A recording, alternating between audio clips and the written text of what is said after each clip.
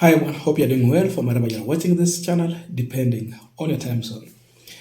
Now, there is war going on in this government, and it seems like the president is just sitting pretty and watching silently. It seems Oburu was a good person to the Kindiki's allies, the deputy president, when he said, naibu wa rais, usifikirie sisi tunataka hiyo kiti yako, ati tunanyemelea, tunataka tukufukuze. Sisi hatutaki kiti yako. That is what he said, if I quote. Then later, Oburu realized that he has made a mistake. So, in another meeting, this was not a rally actually, they were in Mombasa when they were removing Sifuna. He changed his mind and said that watu walimisquote mimi. Mimi si kusema ati hatutaki kiti ya deputy president. Kwanza hiyo ndio tunataka zaidi. And he added something. Hatuwezi kaa bila power. Wanataka power. We played that video. Now, when Oburu organized for another ODM rally in Siaya, again he repeated. This time round, they were insisting that they are going nothing short of a running mate to President William Ruto as ODM. They want power. It seems this statement is angering Kindiki and his allies. And so they are here to respond. This time round, it is CS Ruku. And in his own word, he's telling Oburu Odinga that aacha kwa kasirisha bure tu. Ukimsikiza akiongea is like, again, he is crying.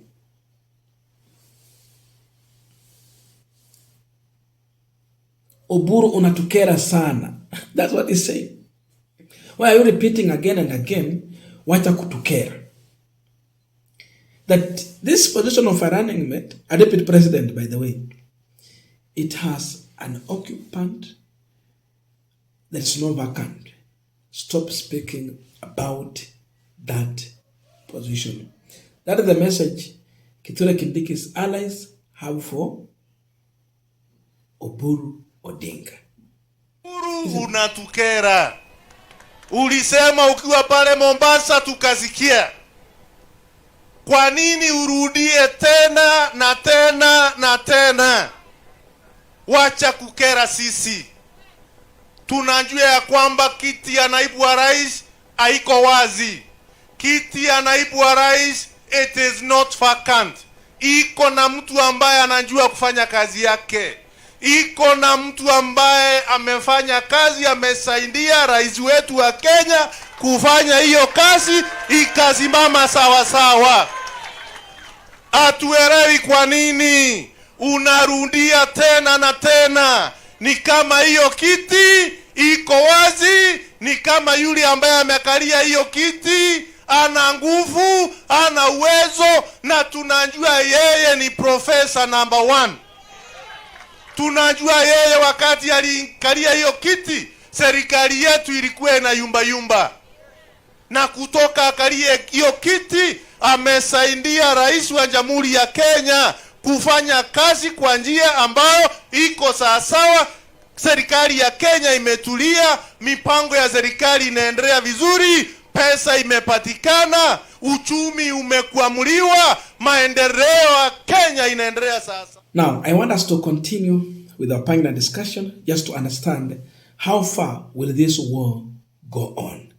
Will it split this coalition, or it is going to build it ahead of the next general election? That's a discussion I would want us to have on this pipeline.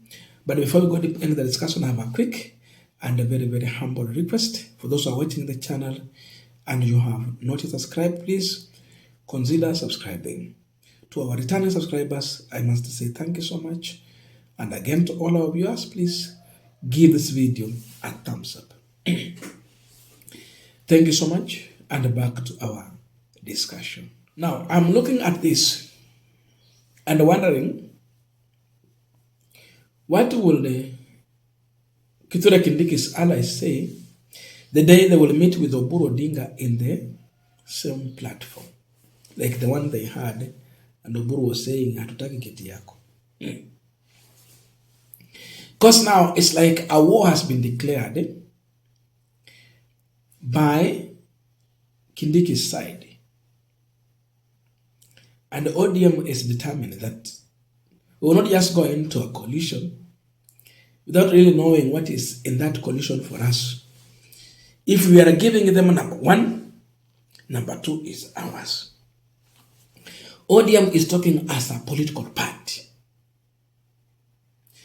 Kithure Kindiki allies are talking, but they don't have a political party. They are inside President William Ruto's UDA party. Sasa wana chama yao yenye wanatumia to say anything.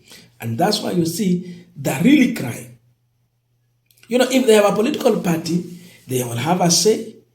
They can still make their fight serious. Lakini unajua hawa Ruto anazamuka na wazime tu safari moja. Vile alizima Gachagua ako wapi? Anaweza amuka wazima waambie sisi tuko kwa UDA, tunataka usaidizi wa ODM. ODM ni chama, sisi ni chama. So what are we giving to ODM? Because in 2027, an election will be declared. We will not be talking about a sitting president and a deputy president. There will be a vacant. That's why election will be declared. We will have a president who cannot even order the armed forces like Kenya Army. You cannot order military. You have level, you know, kuna kiwango cha operation zako kama president. You will be in a limbo. They cannot make some orders. Zitakuwa limited. So there will be a chance. So usisema ati hakuna vacant. Vacant inaenda kukua soon. So I really feel for Kithure Kindiki's people. You cannot talk with a lot of vigorance, energy, vibrance, as if you have those numbers when you don't have even a political party. You are using Ruto's political party. The best thing these people should have done is to learn a lesson from what Gachagua went through. Then going forward, they form their own political party. Then you come and negotiate. You know, ODM, they have a political party. So for me, I don't really think that these guys will have the guts to use their numbers to negotiate in terms of you are consolidating from your own political party. ODM, they have a political party. But again, I can say both ODM and the Kithure Kindiki's quarters, they still have a problem. Because ODM is split into two. They're not coming so much united like before. So if you are coming when you are divided, how do you negotiate for a running mate? Number two.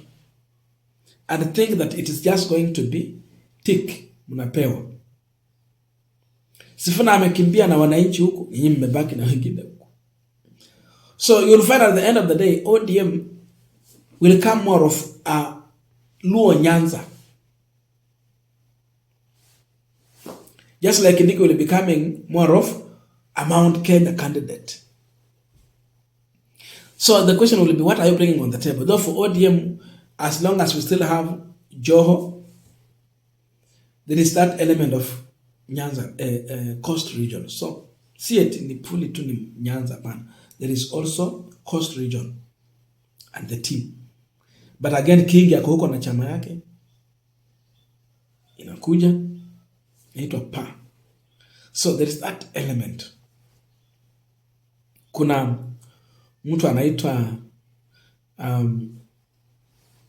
this lady, kuna Aisha Juma anakuja anataka ugavana, lakini anakuja na UDA. So I don't know how very strong ODM is going to be in a coast region. It might not be.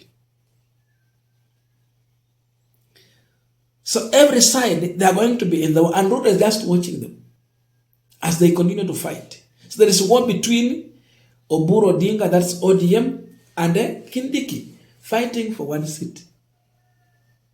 Who will emerge to be Ruto's running mate in your own view? As things stand today, will it be Kindiki or ODM? Imagine how ODM will be campaigning without having a running mate, and they want to win that vote. Then kutakuwa na kina Sifuna wako hapo wanapiga kampeni nyingine, labda wako na nafasi, itakuwa shida. And imagine Kithure Kindiki now fighting Gachagua, unajua amekimbia na Mount Kenya people. Wengi watakuwa kwa DCP. I'm just wondering how he will really manage to wrestle these numbers from Gachagua.